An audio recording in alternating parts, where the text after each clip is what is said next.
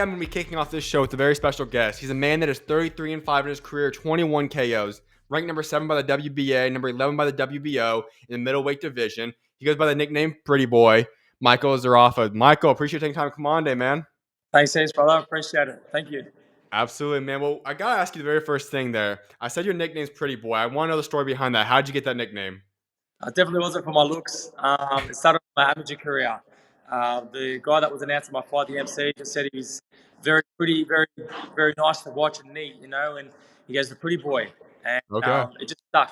And I just couldn't shake it off, sadly. I tried, but yeah, I just rolled with it. All right, so you're coming off a pretty big win just a few weeks ago now. I guess it was about a month ago now, but you came off a KO, 7th round. And I know you've probably been able to watch through the film yet. You've rewatched the fight. You've taken some things away from it. Just now that you've processed the fight, what's your thoughts on the fight? Some pros, some cons. Like, what's kind of taking away from that fight as of now?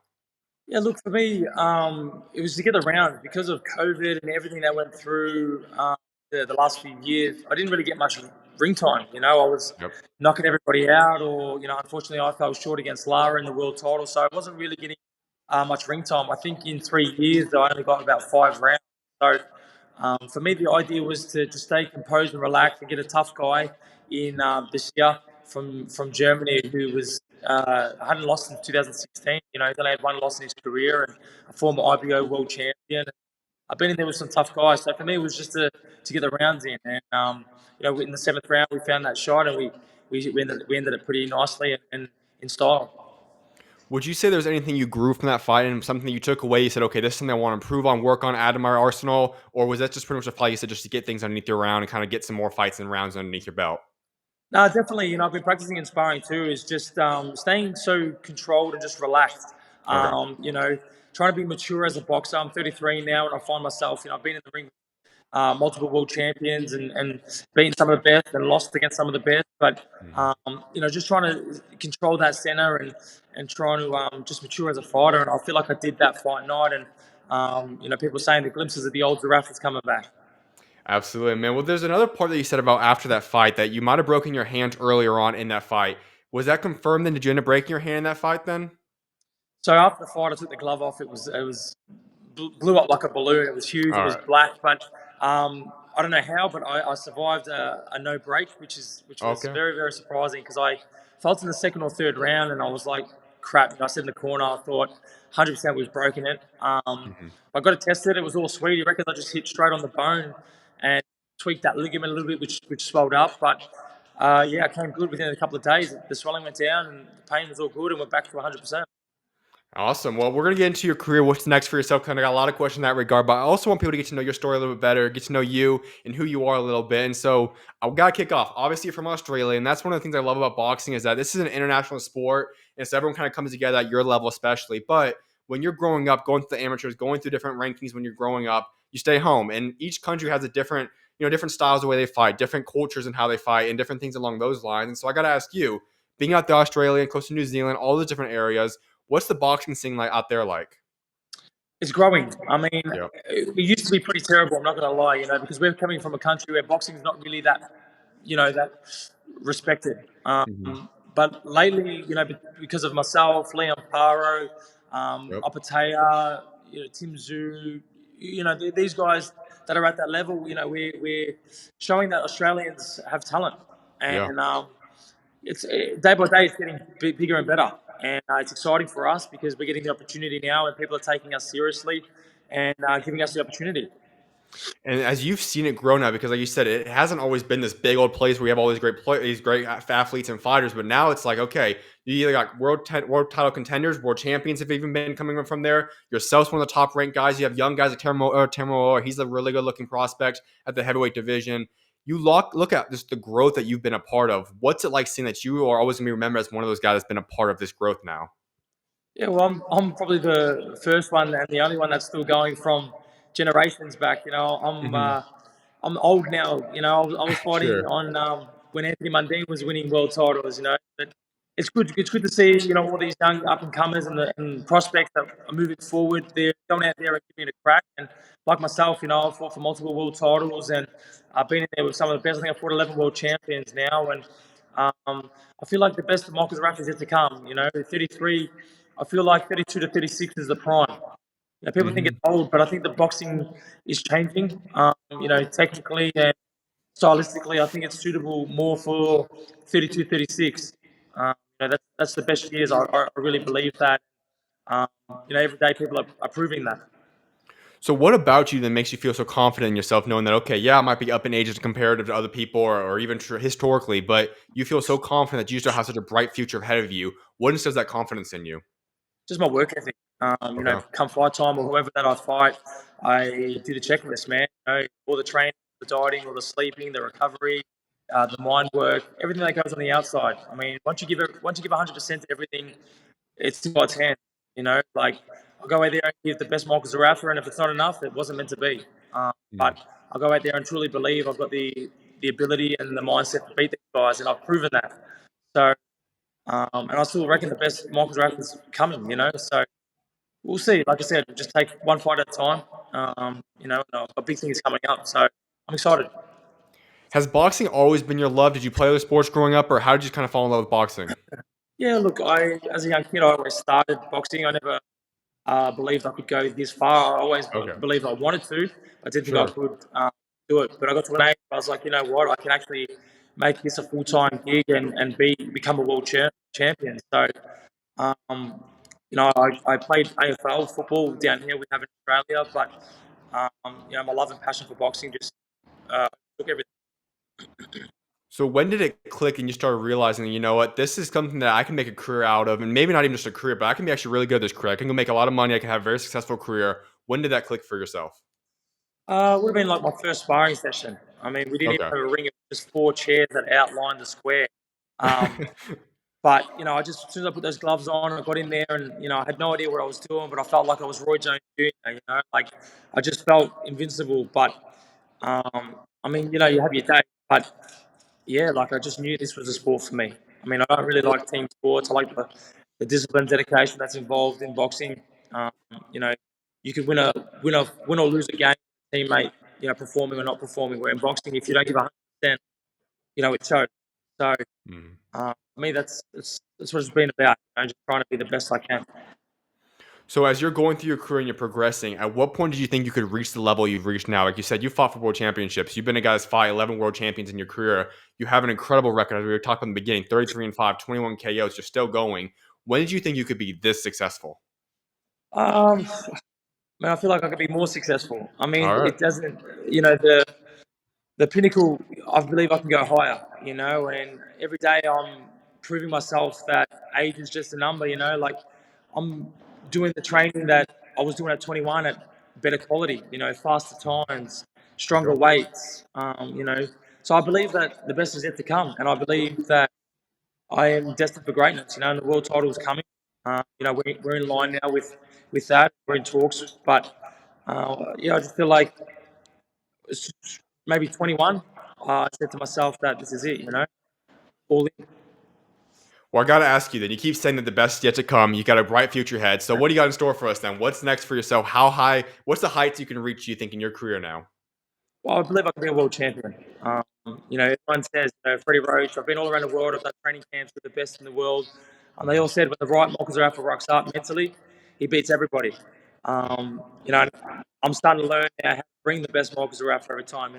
As a young kid, I was, one day I was on, the next day I wasn't. That was just Mhm. up and down, just how I was really, just the self doubt myself. But now I know how to rock up and switch on every time, and that's scary because, like I said, when the right Mokazawa rocks up, he's dangerous. Mm. And you've got a lot of options on the table, I can imagine. You just mentioned that world title shots could be on the line for yourself, but what could possibly be next for yourself? Like, what do you got in line for us? Well, look, the massive fight there for me is Tszyu. That's the biggest fight in Australia, but he's doing his thing, I'm doing my thing. We're both top 10 in the world. Hmm. Ranked across two of the sanctioning bodies now. I think I'm 7 in one and 10 in the other. But look, even Keith Thurman, I heard that Tszyu doesn't want that fight. They've reached out and said that I could be a potential opponent for him. But I want anybody that's in front of me. I'm sitting at 10. Give me 8, give me 9, give me whoever. Any fight Okay. that's going to elevate me close to a world title. I've never shied away from a fight. I fought all my world champions in their backyard. I'm not scared to travel. I'm not scared to fight. So whoever's going to elevate me to that world title. You just said a couple things I got to ask you follow-up questions on. One of which you said Tim Tszyu is not interested in the Keith Thurman fight. I know that's what everyone's been saying is likely could happen. That's what people are expecting at least. So with that being said, then is that possibly a fight then? Keith Thurman, someone you'd want, and at what weight class would that possibly be at then? Well, look, I'm happy. He's happy to come up, or I'm happy to go down. Okay. I'm a junior middleweight. I can campaign there, but I've got high world rankings as a middleweight. But I walk around roughly around the same weight all the time. Always fit, always in the gym. So I'm easy. But me and Keith have said, he's happy to come up. So Okay. if he wants to mix it with the bigger boys, we're here. So then you feel pretty confident that if you had to go down to 154 and fight there, you could easily do that, you believe? Oh, look, I'm more comfortable at 160, but Sure. I easily make 154. Like no dramas at all. And then I also got to follow up on the other part too. Is and obviously Tim Tszyu, that's been the fight people have been talking about. It's the biggest fight to make in Australia, as you alluded to. I know that was scheduled back in 2021, and COVID got involved and messed up that fight from occurring. But that could still be on the table. Both you guys, like you said, are both highly regarded fighters. Both guys have a lot of talent. Whether it happens this year, next year, whatever it is that the fight you really most want to make? Is that like if you could pick any fight in the world, is that the one you want? Yeah, but not because of the name. Just more of you know, he thinks he beat me. I think I beat him. There's a lot of tension. A lot of hate. It's a. I'm trying to think of the word. Like not an ego fight. It's just one of the. We don't need each other. Like he's going his path. I'm going my path. But there's been a lot of bad blood, and it's Yeah. a point that I want to prove more than anything. I believe I beat him. When he's been ducking me, and the fight didn't happen because of we had issues on our end, whatnot. But I don't know. I just feel like it's a fight. We don't need each other, but we want. So when could that fight possibly happen? I know obviously you said you're looking at making your next level, your next jump, whatever it could be. He's working his level, but you guys both still have years left of fighting. It could be, like I said, this year, next year. Is there a timeline you'd like to see it happen? Like, is this a possible, could that fight happen in 2025? Is this something you're not seeing happening until 2026, 2027? Or when could that fight possibly happen if it does? Well, look, we got the same promoter now, and we work with the same team. But I've Yeah. been promised within the year or next year the fight has to happen. Okay. Well, that'd be huge to see then. And so in that fight, then you walk us through, would it likely be at 154, 160 then between you two? Well, Tim's just saying he's coming up. He said he can't make 154 anymore. He wants to come up to 160. So Okay. he's made that quite clear. I'm more than happy to Awesome. campaign at 160. I also was reading some other stuff about a potential middleweight tournament going down now, and I asked a couple of different guys about it. You're one of the names that have been listed in the possibility of names in that group. I know right now you have Nikita Tszyu, you have yourself in that group, you have Brock Jarvis rumored to be in this middleweight tournament. Is this something that you are going to be a part of? What exactly is it? Can you kind of give us the details on that? To be honest, I haven't really heard much about it. You probably have seen or only saw Okay. one like Instagram post that I got tagged in and whatnot. But yeah, I heard it's an 8-man tournament Yeah. and middleweight division. And obviously, I'm the king of the middleweight division in Australia. I think I'm the highly most ranked middleweight at the moment, top 10. Yeah. So I'm controlling that division at the moment. So everyone wants to get their gloves on me, but it's the first I've heard about it. I believe I beat everyone in that tournament, but I haven't really heard too much. So if you just that is pretty much the details that I'm well aware of as well. So if that was on the table, is that something you'd want to take part in, or is there something where you just want more isolated fights and that's more what you're going for right now? Well, look, if the tournament elevated me, if they could put belts on the line or financially was rewarding or Sure. there was a purpose, then 100%. But Okay. I'm 38 fights in. To just be having fights for the sake of fighting is just stupid, to be honest. Yeah, 100% agree on that. Well, there's another quote you said leading up to your previous fight that I want to ask you about. And you said, I just focus more on being a boxer and not the bad guy or the villain. We know that you've always had a great career of kind of embracing that villain role, the guy that's hated by a lot of people. And you've really done a good job at embracing that and kind of becoming that bad guy in a sense. But you said there that you obviously are looking to step away from that a little bit and become a boxer. Is that still the mentality you have in place? Look, it's always been my personality. I'm just an easygoing guy. I just focus on my Yeah. boxing. I don't really get too involved in what's going on outside of that. But I've got the gift of the gab where I can. I'm very quick-witted. I can talk, and the promoters and the TV pay-per-view love that. So Yeah. they were always on my back to try to push that villain role, and I was rolling with it. I was getting good media, good TV exposure, and whatnot. But look, you can see when I'm not involved in it in my last fight. I just let Keith and Brock Jarvis go at it, and I just kind of sat back looking at these guys at the press conference. There was no pressure on me, and when I said I'm just focusing on my boxing, because it's a lot of work, trying to get involved in all these arguments, and leaving the press conferences and weigh-ins, and then all the media that comes out and whatnot. And it was a heavy gig to take, and I'm still willing to do it, but it just needs to be rewarding or beneficial. Okay. And I know you kind of talked from the beginning of this interview that you've kind of really focused in now. Obviously, before you're up and down with yourself and whatever it was when you're in your younger ages. Now you really kind of dialed in on yourself and become more consistent version of the best version of yourself.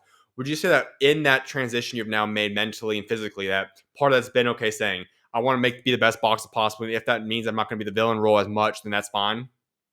Well, yeah, that's what I'm trying to say. Like when I don't have Okay. to worry about anything, I can just fully go in there and give 100% to my boxing. And when I do that, it shows. Like I'm complacent, I'm relaxed. I'm picking the shots.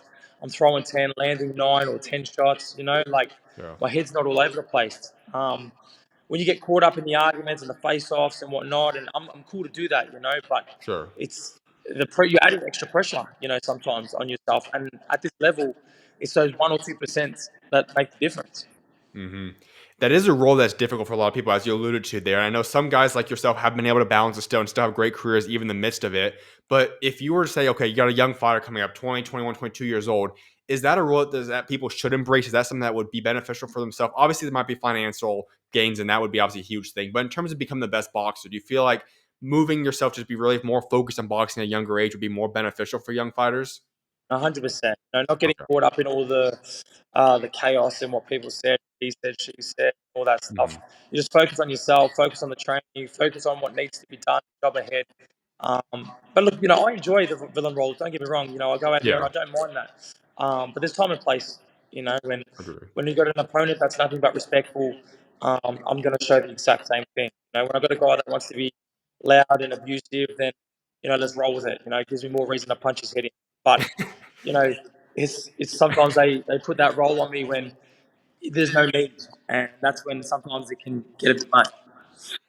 Now, how do you balance that? Because that is, like you said, boxing in of itself is a very, very difficult thing. Stepping in that ring, fighting at a high level is difficult. How have you, throughout your career, been able to balance those two different roles and still kind of getting out there and saying, okay, yes, now it's time to kind of move the villain role away. I'm in the ring. I'm going to focus in. How do you kind of shift those mindsets?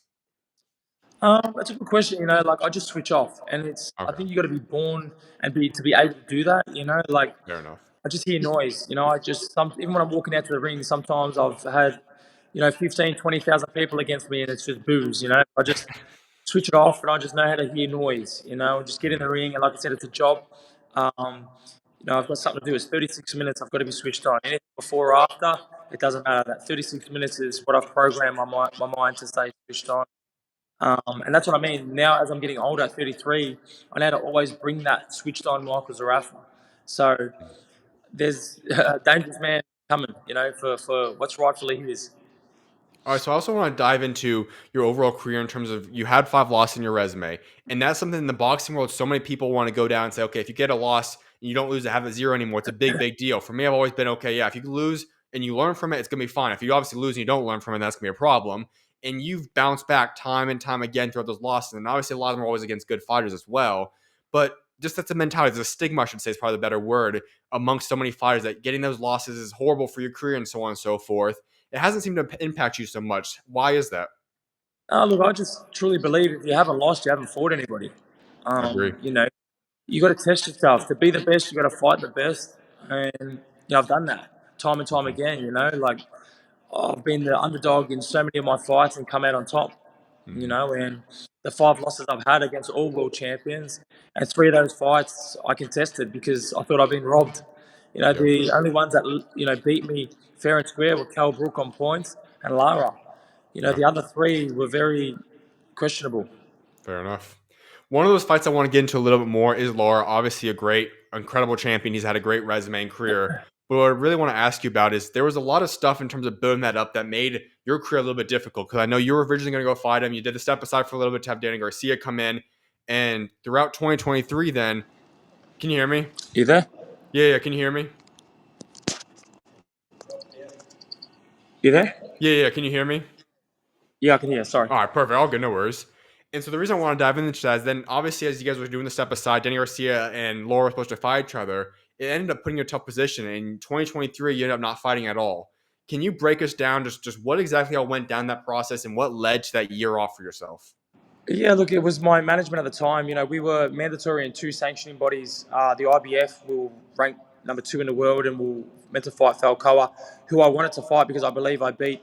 And then we were also ranked as a mandatory for Lara in the WBA, and we had the option to choose. But my management at the time was a bit selfish and was looking more at his pocket than the opportunity. And Mm, we ended up taking the Lara fight, and it just kept getting pushed back. And because they were trying to obviously fight Danny Garcia at the yeah. time, because that was a big fight, Lara and Danny Garcia, which then happened after my fight. But Hmm. it just kept getting delayed, and I was in a 16-month, training camp, and I just Yeah. felt like I got mentally, cooked. I overtrained. I was training 2, 3 times a day, never knowing the date. I just burnt Wow. out, and that's the honest truth. Lara's a phenomenal fighter, and I still believe he beats. The prospects up and coming. He's phenomenal at what he does. I'm a huge fan of him, and he was just a better man on the night. But I feel like if I had the right camp and less time and everything, I feel like a different Michael Zerafa would have rocked up, and I believe we'd be world champion today. Now, correct me if I'm wrong, but I believe that was you were PBC at the time there, and that kind of what created this whole issue there. What all like just when you're dealing with that and you're trying to go through a year, like you said, you're essentially in a 12, 18-month training camp. That's not fun for anybody. How did you just kind of get through that time process, and what was that like from a mental standpoint, knowing, hey, I want to fight, I have big fights I want to make, and I can't get in the ring, I can't get those fights coming into fruition. How do you deal with that from a mental standpoint? Yeah, it was mentally hard. Like I said, going to the gym every day, not having a date, not knowing when, where, was just tiring. And that's what I mean. Like I got to the point where I started getting stale because I was just doing it was just repetitive work. I'd run in the morning, I'd do my sparring, my rounds, my pad work, and it's Hmm. just repetitive over and over again. And I was doing that, 6, 7 days a week. And again, not knowing the date was just like, tiring. But Yeah. we ended up getting the date locked in, and I felt like I was already burnt out by the time the fight came, and mentally I was just off. Now, as you go through that fight, then you end up having another fight before the one we just discussed a little bit again against Tommy Brown, and that was a great performance overall for yourself as well. When did you feel like you started getting back to yourself? Because we already talked about how you feel like this can be the best version of yourself. You're feeling great. When between the Laura fight, was it the Brown fight, after the Brown fight, the Ras fight? When did you start feeling like you flipped the switch again? You said, you know what, I see myself having a bright future now. I feel great again. Well, look, as much as I didn't want the loss, I felt like I needed the Lara loss because that's what Okay. sparked the fire. And Really? no one wants to lose, and I never want to lose, but I felt like that's what I needed. Mm. Because I was just very complacent. I was doing the Wow. work. I was never missing sessions. I was never lazy. That's never been me. But just that fire, that burning, where now it's back. Like Mm. I'm driving the gym. I'm hungry for sparring. I'm Mm. hungry for the next fight. Straight after my next fight, my last fight, sorry, I was in the gym 5 hours later. I was already running, Really? ready to go. People were like, "You're crazy, man." They're like, "You fought last night." I was like, "Yeah, that was yesterday." Bring on the next guy. We want the next guy. And Mm. I'm calling out big names. I'm hungry and excited to fight these guys. Where back then I was just very like, it is what it is. Whenever it happens, it happens. I don't know when it's going to happen. And yeah, I think straight after the Lara fight, I got back home. I was like, you know what, this is it, man. Like, let's go. Wake up. It's time to go now. Well, you've got yourself in great position now. 2 wins in a row now following that loss. And like you said, you set yourself in position. And we already discussed some things that you want in store for yourself. But I have to imagine the world championship is somewhere in the mix there for yourself with what you want. And I know there's a lot of openings right now. 160 is kind of a confusing division. There's rumors of Adames and Janabek unifying. We don't know exactly what's going to happen. But is a world championship something you have your eyes set on? Is that possible for this year? Or how many more fights away do you think you are from that point?